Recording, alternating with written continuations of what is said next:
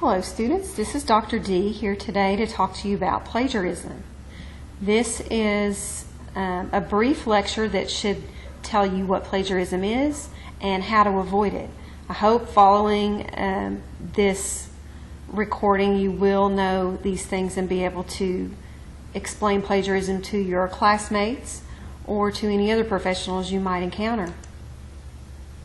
First, let me say there is information about plagiarism and cheating in my syllabus.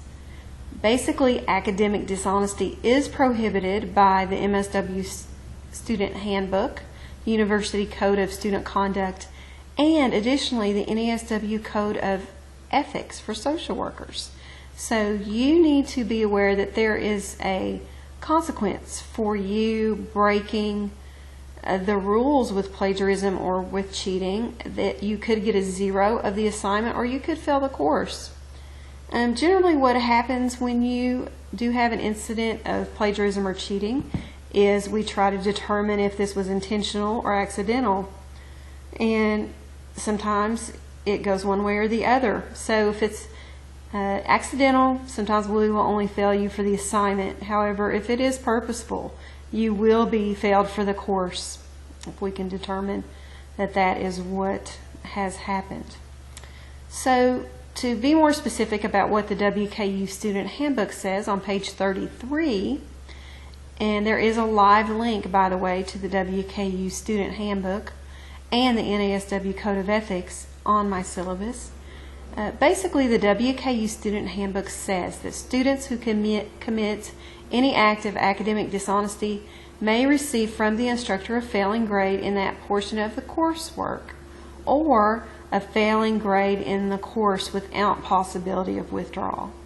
Also, a faculty member that has a student that has been academically dishonest may present the case to the Office of Judicial Affairs, which means you could get disciplinary sanctions.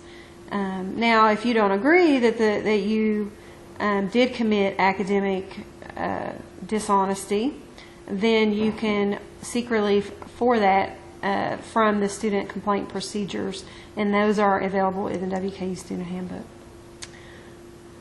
Plagiarism itself is defined in the WKU Student Handbook as representing written work taken from another source as one's own.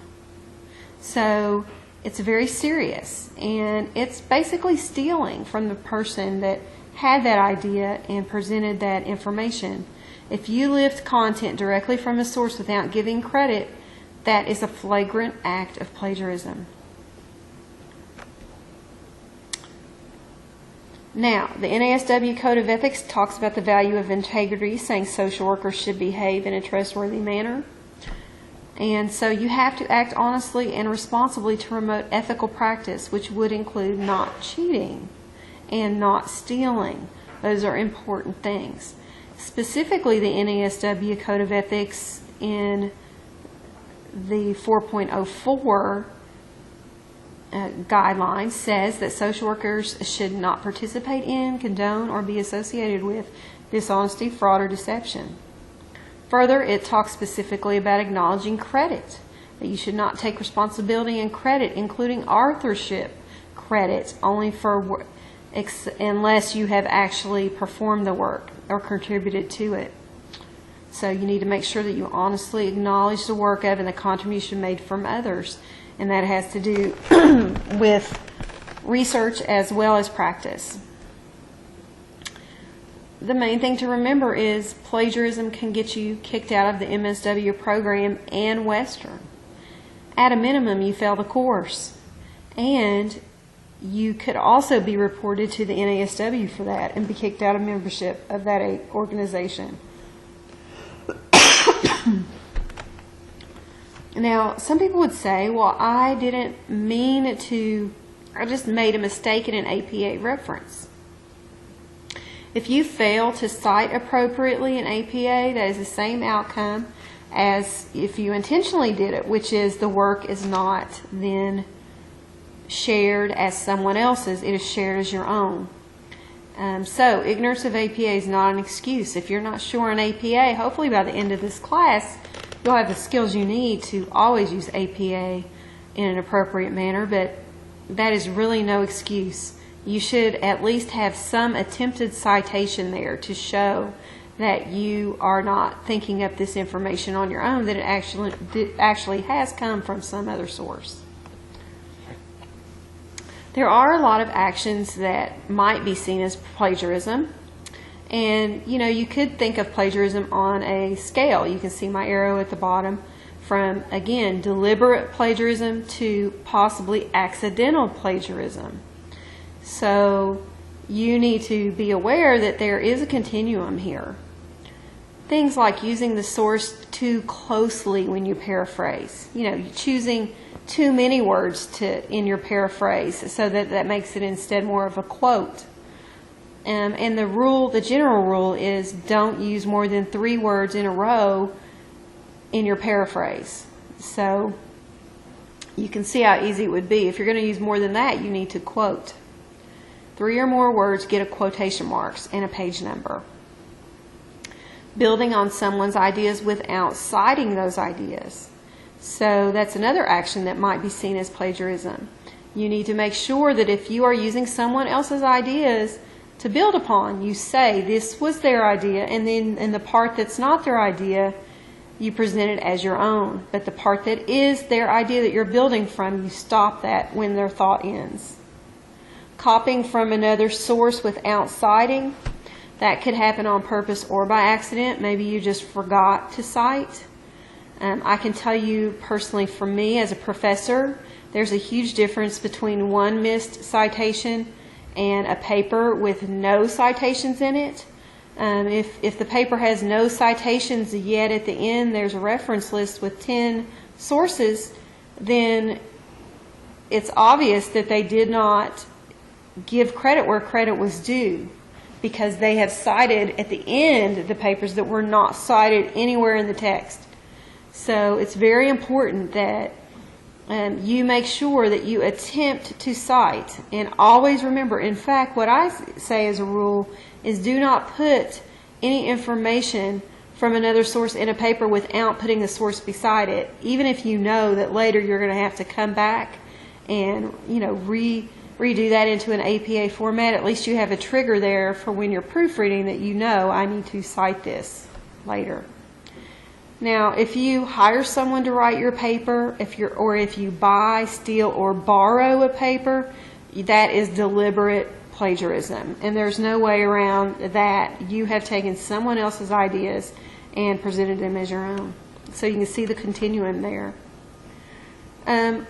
A way to think about plagiarism that might be helpful to you is to think to yourself, did I summarize? If I did summarize something, I need to quote it and put the reference. Did I paraphrase? Well, if you paraphrased, then yes, you need to cite where you got that information. Did I borrow? Did I copy? Did I use a structure of another paper or resource? Well, then you need to quote that resource. You need to make sure people know that you are using somebody else's ideas if you do any of these. These are some good questions to ask yourself. So I'm going to give you a little quiz here, and I'm going to present this. There's 3 examples here, and I want to present them, and I want you to pause the tape and think about it. Is it plagiarism or is it not? Is it plagiarism that you would copy a web page directly into your paper like this? Welcome to Western Kentucky University, home of the Hilltoppers. Our Hilltop campus is a place of beauty and friendliness. It embraces a proud heritage and a bold, ambitious future. Now take about 10 seconds. You can stop the video if you would like and determine, is this plagiarism or is this not?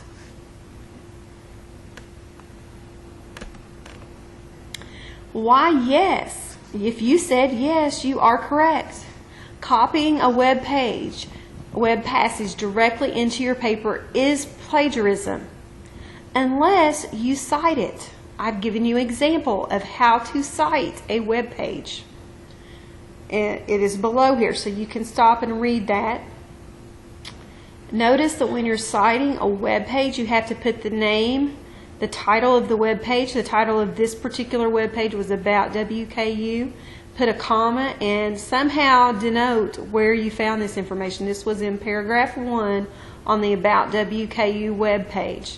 Now, in your reference list, you would also present the web address, but you don't put the web address here.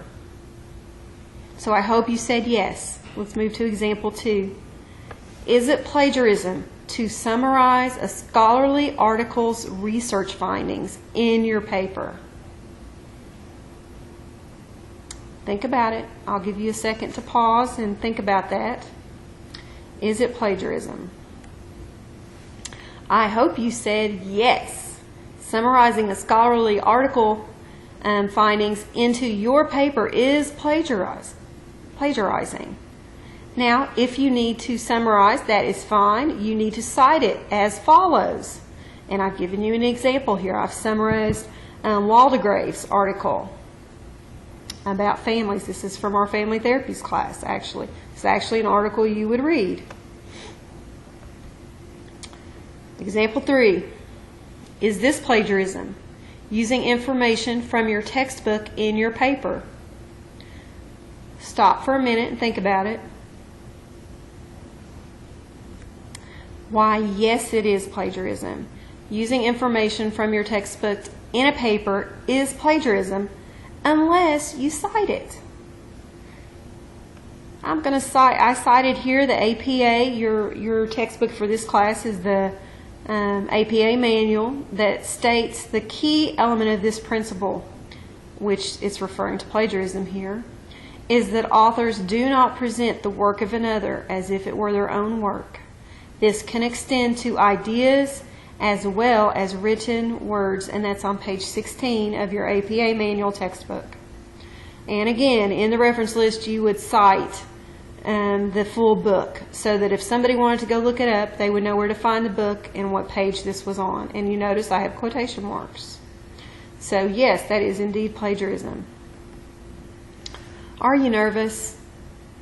Does thinking about this plagiarism issue scare you? Have you been making some errors in your citations and in your practice there?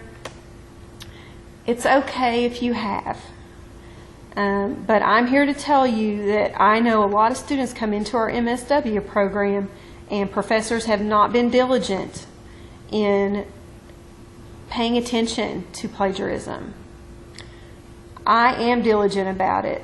Sometimes I like to read the articles that you cite in your paper. You might have an article in there and I think, that is so cool. I want to learn more about that new style of therapy, or something about this evidence-based practice, or something about this policy. So I would try to look it up many times and, to learn more about it. I'm not even checking up on you. I'm a curious person trying to get more information.